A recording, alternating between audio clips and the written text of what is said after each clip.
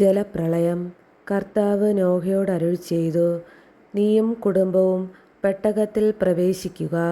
ഈ തലമുറയിൽ നിന്നെ ഞാൻ നീതിമാനായി കണ്ടിരിക്കുന്നു. ഭൂമുഖത്ത് അവയുടെ വംശം നിലനിർത്താൻ ശുദ്ധിയുള്ള സർവ്വമൃഗങ്ങളിലും നിന്ന് ആണും പെണ്ണുമായി 7 ജോഡിയും, ശുദ്ധിയില്ലാത്ത മൃഗങ്ങളിൽ നിന്ന് ആണും പെണ്ണുമായി 1 ജോഡിയും, ആകാശത്തിലെ പറവകളിൽ നിന്ന് പൂവനും പിടയുമായി 7 ജോഡിയും കൂടെ കൊണ്ടുപോവുക.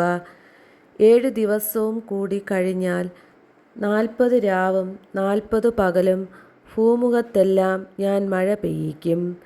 ഞാൻ സൃഷ്ടിച്ച സകല ജീവജാലങ്ങളെയും ഭൂതലത്തിൽ നിന്ന് തുടച്ചു മാറ്റും.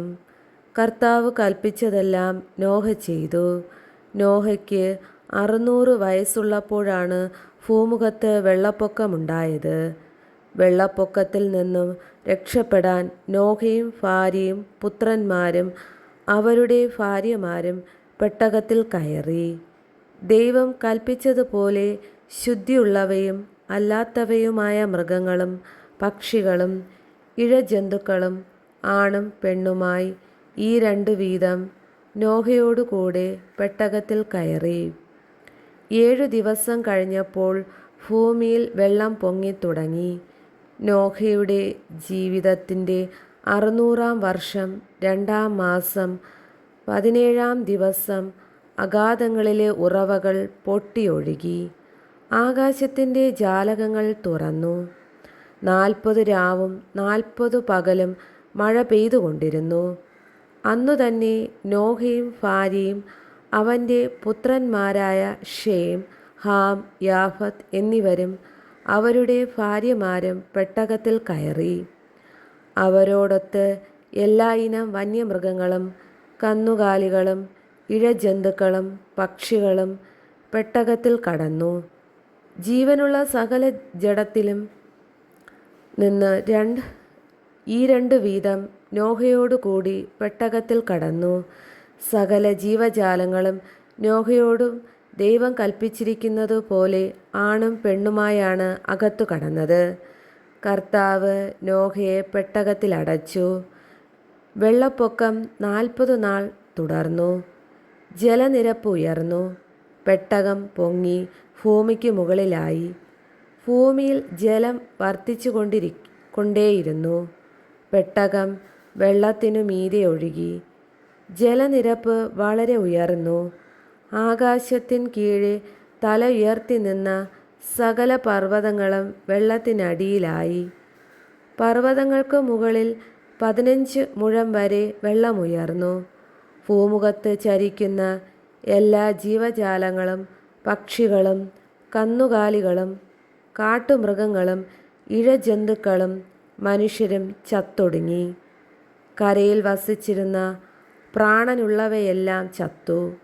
ഭൂമുഖത്ത് നിന്ന് ജീവനുള്ളവയെല്ലാം മനുഷ്യനെയും മൃഗങ്ങളെയും ഇഴജന്തുക്കളെയും ആകാശത്തിലെ പക്ഷികളെയും അവിടുന്ന് തുടച്ചു മാറ്റി.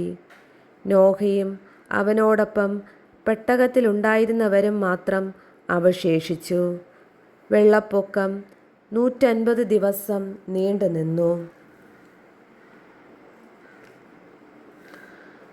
ജലപ്രളയത്തിൻ്റെ അന്ത്യം. നോഹയെയും പെട്ടകത്തിലുണ്ടായിരുന്ന എല്ലാ ജീവജാലങ്ങളെയും കന്നുകാലികളെയും ദൈവം ഓർത്തു. അവിടുന്ന് ഭൂമിയിൽ കാറ്റുവീശി. വെള്ളം ഇറങ്ങി. അഗാധങ്ങളിലെ ഉറവകൾ നിലച്ചു. ആകാശത്തിൻ്റെ ജാലകങ്ങൾ അടഞ്ഞു. മഴ നിലയ്ക്കുകയും ചെയ്തു. ജലം പിൻവാങ്ങിക്കൊണ്ടിരുന്നു. 150 ദിവസം കഴിഞ്ഞപ്പോൾ വെള്ളം വളരെ കുറഞ്ഞു. 7-ാം മാസം 17-ാം ദിവസം പെട്ടകം അറാറത്ത് പർവ്വതത്തിൽ ഉറച്ചു. 10 മാസത്തേക്ക് വെള്ളം കുറഞ്ഞുകൊണ്ടേയിരുന്നു. 10-ാം മാസം 1-ാം ദിവസം പർവ്വതശിഖരങ്ങൾ കാണാറായി. 40 ദിവസം കഴിഞ്ഞപ്പോൾ നോഹ പെട്ടകത്തിൽ താൻ ഉണ്ടാക്കിയിരുന്ന കിളിവാതിൽ തുറന്ന് ഒരു മലങ്കാക്കയെ പുറത്ത് വിട്ടു.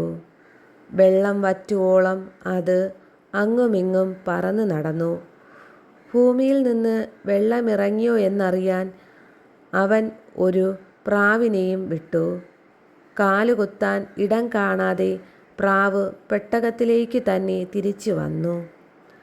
ഭൂമുഖത്തെല്ലാം അപ്പോഴും വെള്ളമുണ്ടായിരുന്നു. അവൻ കൈ നീട്ടി പ്രാവിനെ പിടിച്ചു പെട്ടകത്തിലാക്കി. 7 ദിവസം കൂടി കാത്തിട്ട് വീണ്ടും അവൻ പ്രാവിനെ പെട്ടകത്തിനു പുറത്ത് വിട്ടു. വൈകുന്നേരമായപ്പോൾ പ്രാവ് തിരിച്ചു വന്നു. കൊത്തിയെടുത്ത ഒരു ഒലിവില അതിൻ്റെ ചുണ്ടിലുണ്ടായിരുന്നു. വെള്ളമിറങ്ങിയെന്ന് നോഹയ്ക്ക് മനസ്സിലായി. 7 നാൾ കൂടി കഴിഞ്ഞ് അവൻ വീണ്ടും പ്രാവിനെ പുറത്ത് വിട്ടു. അത് പിന്നെ തിരിച്ചു വന്നില്ല. നോഹയുടെ ജീവിതത്തിൻ്റെ 601 വർഷം 1 മാസം 1 ദിവസം ഭൂമുഖത്തെ വെള്ളം വറ്റിത്തീർന്നു. നോഹ പെട്ടകത്തിൻ്റെ മേൽ കൂര പൊക്കി നോക്കി. ഭൂതലമെല്ലാം ഉണങ്ങിയിരിക്കുന്നു. 2 മാസം 27 ദിവസം ഭൂമി തീർത്തും ഉണങ്ങി. ദൈവം നോഹയോട് പറഞ്ഞു, ഭാര്യ, പുത്രന്മാർ, അവരുടെ ഭാര്യമാർ എന്നിവരോടുകൂടി പെട്ടകത്തിൽ നിന്ന് പുറത്തിറങ്ങുക.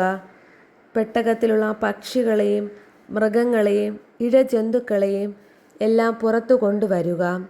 സമൃദ്ധമായി പെരുകി അവ ഭൂമിയിൽ നിറയട്ടെ. ഭാര്യയും പുത്രന്മാരും അവരുടെ ഭാര്യമാരുമൊത്ത് നോഹ പെട്ടകത്തിൽ നിന്ന് പുറത്തു വന്നു. മൃഗങ്ങളും ഇഴജന്തുക്കളും പക്ഷികളും ഭൂമുഖത്ത് ചലിക്കുന്നവയുമൊക്കെയും ഇനം തിരിഞ്ഞ് പുറത്തേക്ക് പോയി.